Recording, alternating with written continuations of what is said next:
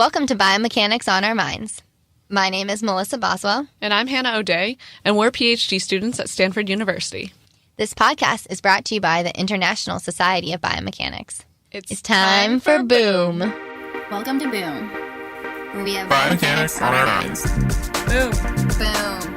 Boom, boom, boom.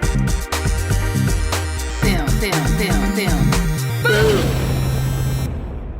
Today we have the pleasure of talking with Dr. Lisa MacFadden, who is the Director of Engineering and Applied Sciences at Sanford Sports Medicine in Sioux Falls, South Dakota. So thanks for talking with us, Lisa. Absolutely excited to be here. Yeah, we met at ASB 2019 Congress in Calgary last summer and just really enjoyed talking with each other and had some similar interests in outreach and helping students. And she's a huge Boom fan. Yes. Like probably the biggest. Sounds about right.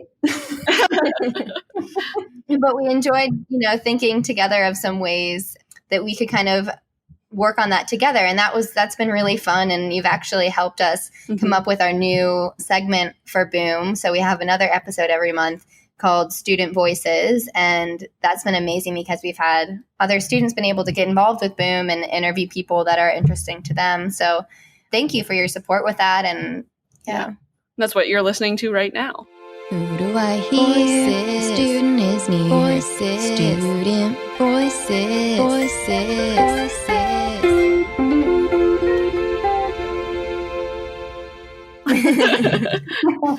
Awesome. Well, it was just important to me. I'm a huge biomechanics nerd. I don't think anybody would be surprised by that, and have a lot of passion for our field in general. And with the student voices thing, I was a very involved graduate student, but I also know that the more opportunities we can create for students to get involved and to ignite those passions throughout their education and, give them those opportunities that are less in the classroom and less in the lab, and things that they might have roles and similarities when they become professionals in academia or otherwise. I think those are just ways that we can continue to engage students and provide other training opportunities that they wouldn't normally get. Yeah, and that's super exciting that you're in that position and have been able to ignite that. I'm interested in, you said you've always been a biomechanics nerd, but I'm interested to know when you first knew you wanted to be a biomechanist. That's an interesting question. So I'm a huge biomechanics nerd. I suppose I should be very careful because I fought it for a long time. My dad was a anesthesiologist growing up, and I've always been particularly strong in mathematics and science, but I was determined I was going to be a physician. Started out that I wanted to be a pediatrician, and then I wanted to be an oncologist, and then found passion in orthopedics and was really, really focused in high school on being a pediatric orthopedic surgeon. I spent a lot of time in operating rooms and everything like that. And my dad kept telling me I was insane. And so he's like, no. The medical field has lots of challenges and continues to change, and the work-life balance isn't great. And so I went to college I was an applied math major with a minor in, pre-med, whatever that is. And probably 1 year in, I was like, this is really just biomedical engineering. And sure enough, my passion in orthopedics, my skills in math, and my realization that medicine and my future in it was a little different than I'd anticipated based on my strengths and kind of my ambitions for life outside of work really just ended up being duh moment. I should be a biomechanical engineer. Yeah, I really like that. It's like interesting to see, how once you start getting experience in an area and but also start understanding yourself and like your values and, your strengths, like whether or not those line up, I think is really important. And it's great that you were able to learn that even before you went to college. So, and then once you got there, that biomedical engineering was really like where you saw yourself fitting in. So thank you for sharing that story with us. Absolutely. And that process actually continues.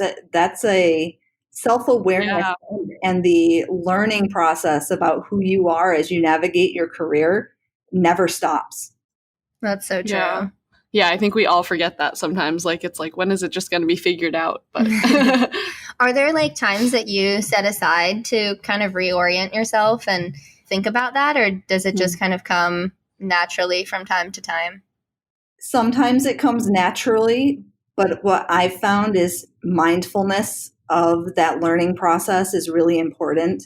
So in my role at Sanford Health as a director, I have a lot of administrative responsibilities. And one of the things that it took me a little while to really think about when I first got here was I'm skilled technically, but there's a lot as a professional that I had to learn about administration and finance and relationship management and navigation. And it took me a little while to realize that I had to personally take an approach very similar to being a student again, read a lot of books. I'm actually in a leadership academy within our organization learning about behaviors and things like that, because without the mindfulness, sometimes you kind of go into default, let's get it done mode, especially if you've got a lot of experience. And so I think that mindfulness is really important because then you have a pillar of learning and you're really focused on growing in a particular way. And it's a little less overwhelming if you kind of pick one thing that you're going to learn at a time. Yeah, absolutely. And I think on the other side of that too, like also recognizing when you really like something and enjoy it and taking the time to like reflect on why you like something as much as why you don't like something, I think is also pretty insightful. Can you tell us a little bit about your research in sports biomechanics? Sure. So interestingly, it's not something I anticipated I would be doing a lot of when I was in graduate school. I started out in orthopedic biomechanics, and then I went and worked at L3 Communications after grad school, which was a defense contractor, doing a lot of medical modeling, but found myself really passionate about physical performance for our warfighters. And so I did a lot of work really understanding about performing in extreme environments and musculoskeletal injury mechanics. And so when I had the opportunity to come to Sanford initially to run our Sports Science Institute, it was just a really cool opportunity because we do a lot of biomechanics in baseball, running, golf. We're starting to get into tennis. And it's just been really interesting and exciting to apply some of my skills into popular sports. Yeah. And it kind of gets an attention that people you don't expect. You don't get the same amount of attention necessarily from pro athletes and things like that you do when all of a sudden you're doing something that's in their wheelhouse. And so it's just been really exciting to be able to apply this in a way that we do a lot of research, but we also work with athletes directly. And so we've tested, people like Bernhard Langer, an elite golfer from Germany, has come and done some work with us, and we've been able to work with him and provide some insights. So really kind of in the sports world, we're able to blend research, learning, and practice and kind of have the cyclical relationship between the two that provides some real-time utilization of what we're learning. Wow. Wow, so you really get that like closed loop translation that I think a lot of us in biomechanics, bioengineering, and engineering in general like strive to have, right? Like quickly being able to learn something, iterate, and actually test those learnings. Exactly. I mean, it's real-time feedback, whether it's working with the athlete or whatnot, working with coaches. And what I really like about it is that we're embedded with sports performance and orthopedics and sports medicine. And so we're continually asking questions that impact patient care or athlete performance within a very quick period of time. And then that feedback comes back, influences our programming, whether it's influencing our medical care or influencing the way that we work with athletes, which then, of course, as you guys know, just creates more questions. Right. I'm wondering, that sounds like a lot of different people that you work with on a daily basis, which is amazing and super interdisciplinary. Like, what do you think is one of the most important things to making that an efficient closed loop, right? That is a really good question. It's really hard to get a bunch of different areas of expertise all swimming in the same direction. One of the benefits that, biomedical engineers have is that we're used to having and communicating with interdisciplinary groups. If you think about biomechanics alone, there's a lot of embedded computer science, neuroscience, mechanical engineering, electrical engineering, neurophysiology, biology. So we are lucky that we're able to kind of understand different areas. But one of the things I think that our area of expertise lends well to is that you have a respect for the amount of knowledge that is in those other areas. And so I think two things are really important as we look at our interdisciplinary team. One is having the respect for others' areas of expertise and really asking questions and learning from them and informing yourself, but also looking to them to kind of lead that expertise and make the whole product greater. The other is learning how to communicate, because the way that a physical therapist and a strength coach, an athletic trainer, and an engineer all think and communicate is very different. And so that piece is really important too, is to just kind of making sure everyone's on the same page and understanding what you're trying to accomplish. Could you give us an example of like how you might communicate something with a coach versus like a physical therapist or an orthopedic surgeon? So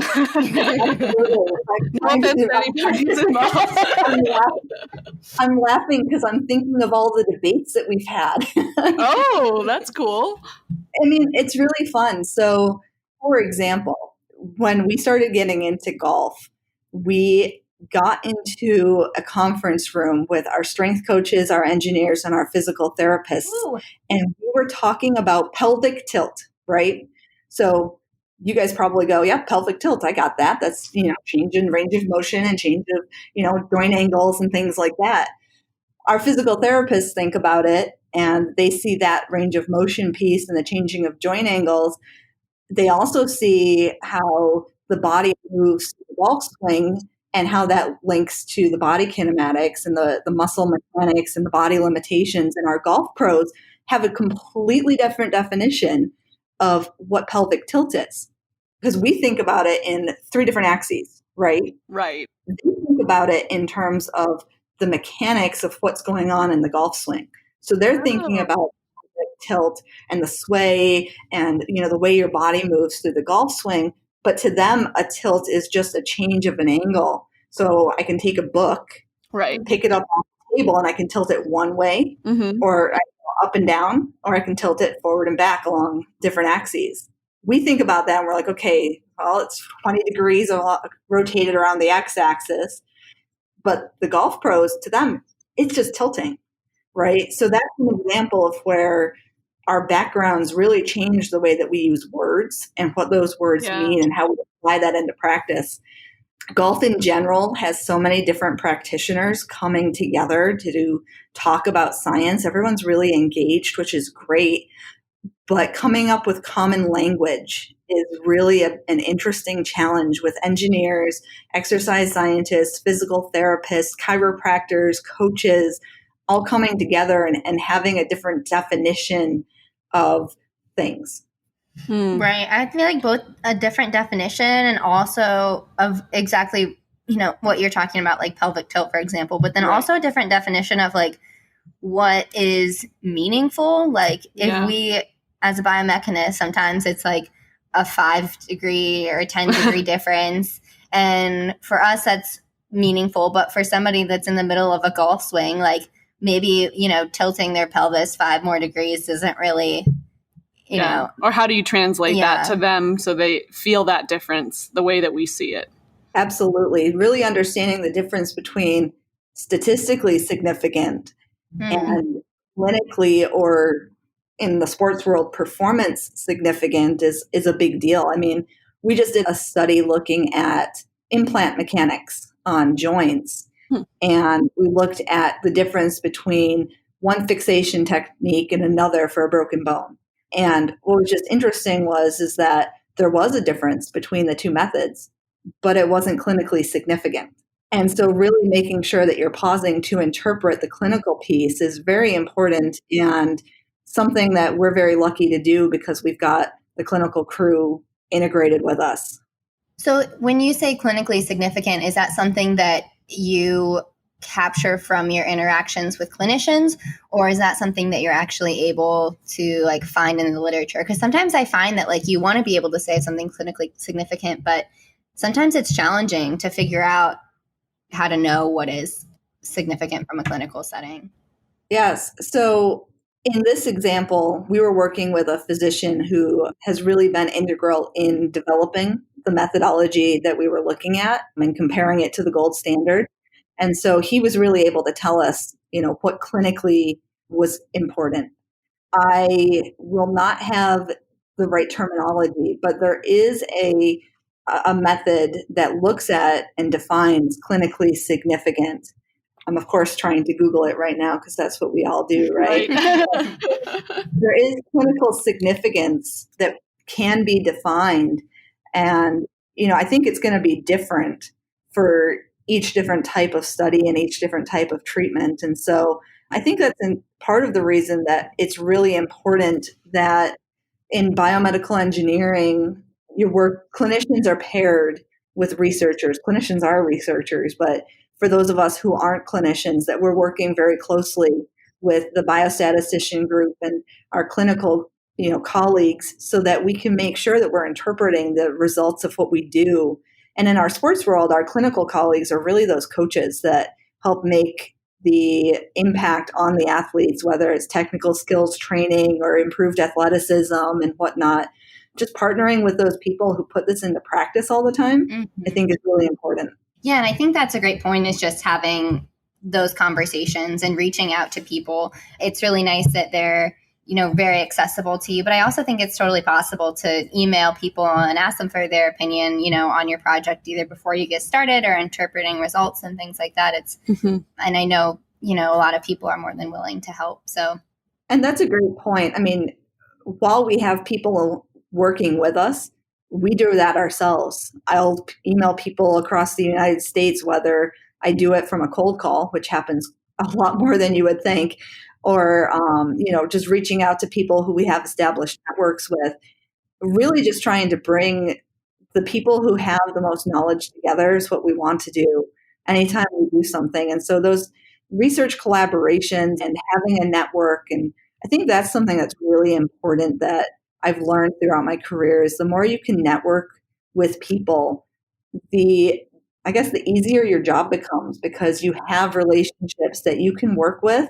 And overall, everybody wins when you do that. Yeah. Right. Totally. Well, speaking of networking, we want to kind of shift gears a little bit, and you've helped us to build up the sort of student voices side of the podcast that we talked about earlier at the beginning of the interview. And we were just wondering what really motivated you for doing this sort of reaching out and helping to get more students involved in something like this. Well, I kind of alluded to it a little bit earlier, but I think it's just really important to get people engaged early on through Boom, through National Biomechanics Day, which I'm also really involved with, creating opportunities for people to continue to engage their passions while learning, whether it's learning how to talk on a podcast, which actually, admittedly, this is the first one I've been on. Well, you're natural. But Yeah, great. learning how to talk on a podcast or presenting to people. How do you give your elevator speech? One of the things you guys do that really resonates with me is when you guys talk about your research fails. How do we normalize those types of things? I was giving a presentation at a university recently to a group of engineering undergraduates and graduates in biomedical engineering, and one of the students asked after the presentation, how do you get over your fear of failing? And I think it's podcasts like yours and conversations like what you guys are leading, where maybe we redefine what that is. Yeah. And then we make it so that people understand that it's an important part of what we do. But I think that's really what resonated with me, is this is an important opportunity that you guys are creating to help create messaging for your fellow students and to really give them an environment that's safe to learn and explore, and just change the conversation around what you all want the future of biomechanics to be. Yeah, totally. And I love that you're so aligned with our goals and that we've been able, I think Boom has helped us to connect with people that are aligned with those goals, which are a lot of the community, which is super encouraging. Like we couldn't do it without the awesome culture and community that already exists.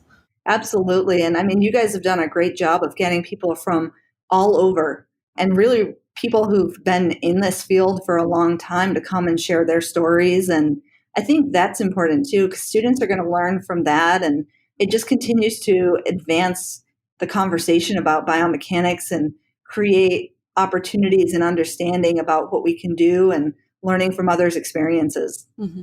I learn from your podcast all the time. We do too. Yeah, we do a lot. Boom would like to thank Sanford Health for their support in the making of the Student Voices series.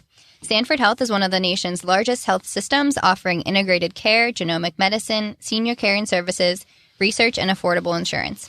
Sanford Health also offers students both clinical and non-clinical internship experiences throughout the year, as well as graduate student training through a partnership with the University of South Dakota Department of Biomedical Engineering. These student opportunities include biomechanics internships through the Sanford Sports Science Institute and Sanford Orthopedics and Sports Medicine in Sioux Falls, South Dakota, and Fargo, North Dakota, and provide mentorship, professional development, and growth opportunities, including gaining real-world experience and building useful skills to prepare you for the future.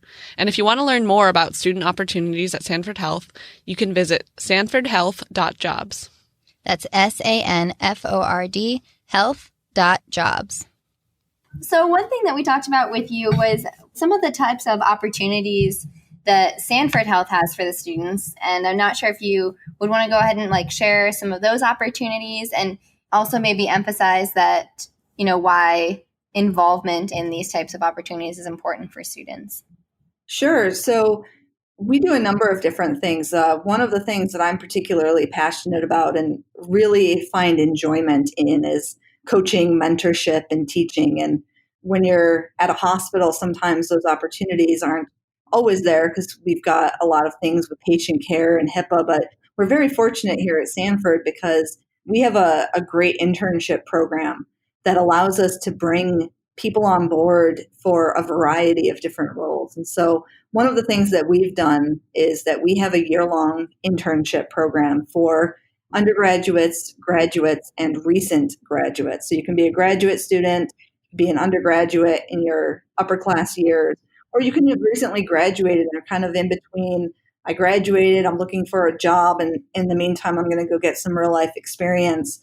We have a variety of different internships from marketing and business development to exercise science, but one of our biggest programs has been biomechanical engineering. In Sioux Falls, we focus on sports. So we'll have 3 students that start next Monday who will be coming for our spring internship, and then we'll have another set of opportunities that should be released in the next couple of weeks for our summer internship.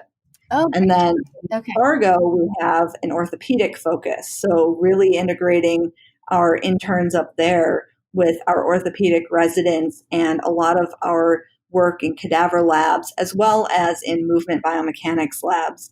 And they get a lot of great opportunities to work with motion capture, modeling, pretty much anything that you would want to do in a movement biomechanics lab will capture.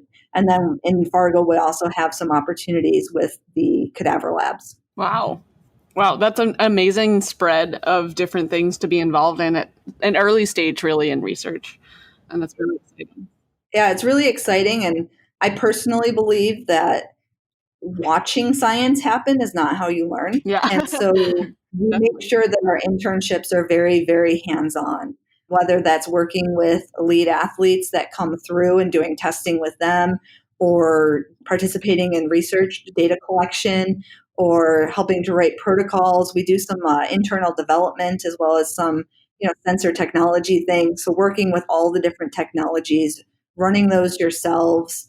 We're really making sure that people are getting hands-on experience while they're working with us. Yeah. And that's, like you said, you can't learn science just by watching. And I think, it's definitely a participatory sport. Yeah. So thank you for sharing that. And I think that will help a lot of the students listening if they want to be involved or know someone that might want to be. Absolutely. We have other student opportunities as well. So in addition to our internships, we partner with the University of South Dakota's biomedical engineering program, and then North Dakota State, University of North Dakota have a joint program where we can have graduate students. I personally have graduate students in my lab from University of South Dakota, and then we have students that can come and work with us from all of the programs in the region. And then at South Dakota State University, we actually have clinics embedded on campus that create research opportunities. And then we also have medical students and residents that train with us. So we really have some great educational opportunities and work to really embed the idea of this integrated research team early on. We even have like PT programs and PT residencies and things like that. So really, how do we get all these experts talking to each other when they're learning? So this is just part of what we do. Right. So it feels like natural when you get out into sort of your own independent phase. Or I love that. And I love creating that environment, and that you guys are really working hard to do that. Thanks for sharing and inspiring us to be more like that, and others who are listening. So thanks. Yeah, I think we'll do our favorite segment that you had just talked about earlier, which is research fails, and talking about stories of times that you experienced a research fail. So if you have one and would like to share it, go for it. So I had a meeting that was right before our conversation, and I was telling one of my colleagues, I was laughing. I don't know which one I'm going to tell. I have so many. But I was reflecting, and I actually thought I would tell the story about my first one that led to a lesser second one. So when I was in graduate school, we were doing inverse kinematics and inverse dynamics for sitting to stand transitions in the feline. So we were really interested. My graduate studies focused on using neuroprosthetics in the peripheral nerves of a cat to understand how we could control people with spinal cord injury, how we could control the muscles to go and create sitting to standing and other transitions. And we were using the cat as our example. But overall, we were trying to restore spinal cord injury movement. So we'd collected a bunch of data in collaboration with some colleagues in Canada, and I was analyzing that data. And I had this beautiful graph of how all of the joints work together and how all of the joint angles changed. I submitted it to a conference, and I presented it at a conference. And then I think it was about then that OpenSim came out, and I put my model and my data into OpenSim, and I ran their inverse dynamics calculation, and I emailed the OpenSim team and said, "Hey guys, you guys got a bug." You have a bug? And I said, yes, you do. All of my joint angles are wrong, and all of the moments are wrong. And yeah. Can you guys see where this is going? But what was embarrassing at the time, but a really good lesson, was we could have caught this, because we could have sat there and said, does this make sense? Does it make sense that all of these joints are moving in this way? And once I actually kind of went back and looked at it, nope. The data made absolutely no sense. And so that was a bit embarrassing at the time. I was in my PhD, and I was just like, okay, so first I made a mistake. Second, I presented it at a conference. Third, I pretty much tried to make it that somebody else's mistake, not mine. Just checking off boxes here, right? So good lesson to learn, because then fast forward to my first job, I had been doing a lot of modeling for a project that I was working on in my role at L3. And I had been working with our customer and told them kind of where we were at with the data and the analysis. And I was working on one of my jobs at L3 was to take the modeling and the biomechanics tools that I was developing and then embed those into software that could be used as decision-making tools. And so we're working on it, and we're getting it ready for software deployment. And at some point I go, I should check something.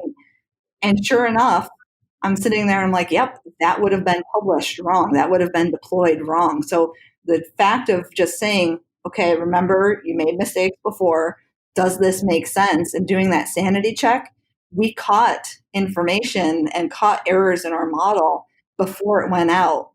And I was able to say, okay, we have a problem, come up with a solution, fix the solution, communicate to the customer, and launch the software on time because that sanity check was there.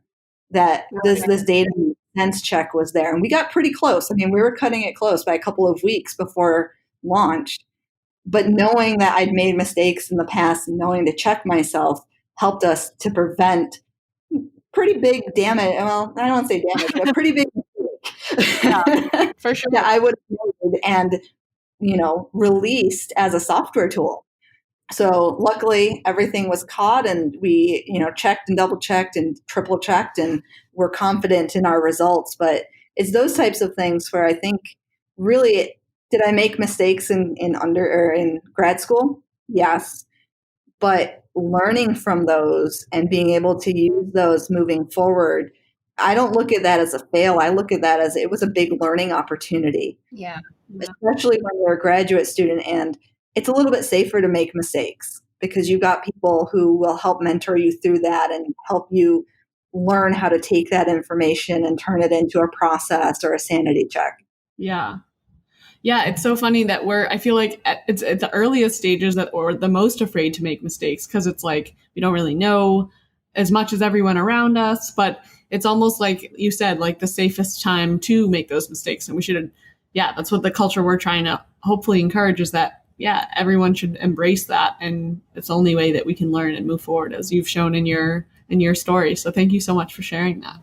Absolutely. And I think it's on us as faculty or as, more seasoned people in the field to really help to have a safe space for mistakes. We're always focused on safety and on communication in the healthcare field. And really just how do you make sure that we're all open and able to talk to each other and check each other and make sure that you're checking yourself and just have that culture of, hey, look, it's okay to make mistakes. Mm-hmm. We got to learn from it. We have to improve. And we have to make sure everyone's comfortable to make mistakes, provide feedback on that, and that we're open to hearing it when we make those mistakes. I think those are really important as we look at it, because otherwise we do end up in those failure modes rather than in that learning mode. Right. Yeah, absolutely. Yeah, well, thank you for talking with us about that. I think those were some really awesome points that you made. We would love to know what you're most excited about for the future of biomechanics. Oh my goodness, that's a loaded question.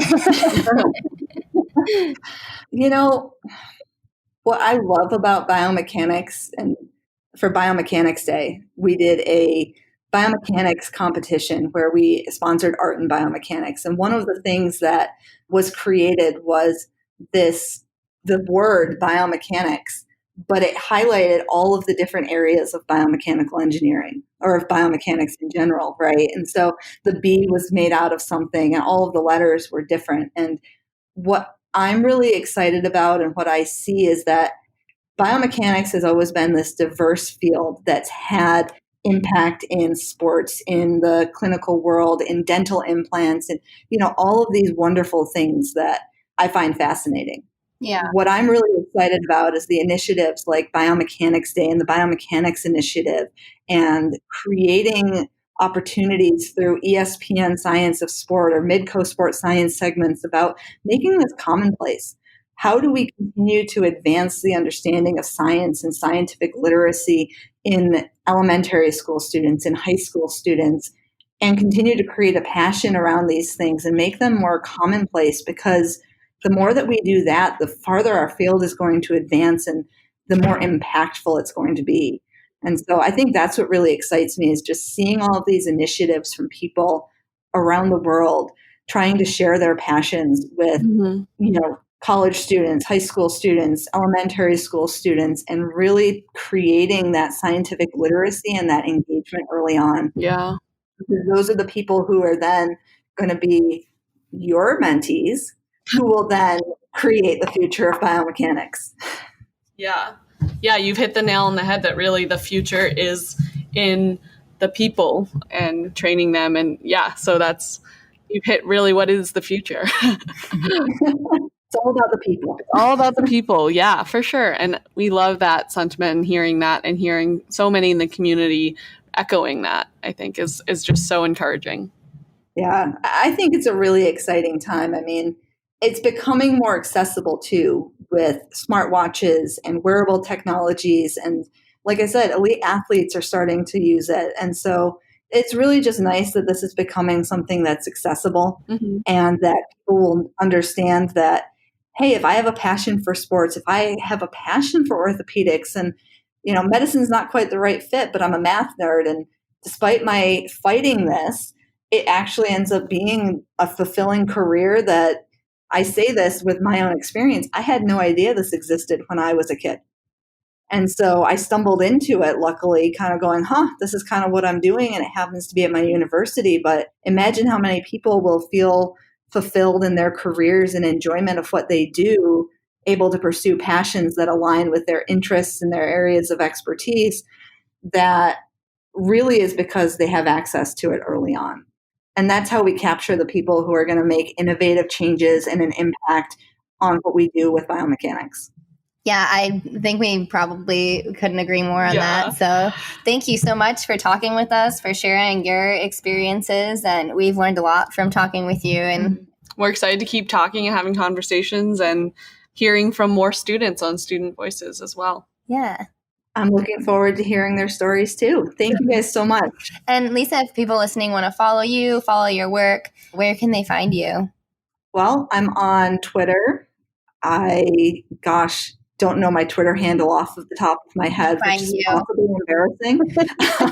And then I'm on LinkedIn, and definitely, if you guys want to, send out my information, I'd be happy to connect with anybody and, really talk about ways that we can get people involved here, but also ways that we can get people involved with Biomechanics Day and connect people within the biomechanics community with resources within their regions. Yeah, that sounds great. Thank you for offering to do that. We'll definitely add, your Twitter handle and your contact info. We'll definitely tweet the episode and everything from Biomechanics OOM and then tag you. So I'm sure there'll be lots of responses and people reaching out.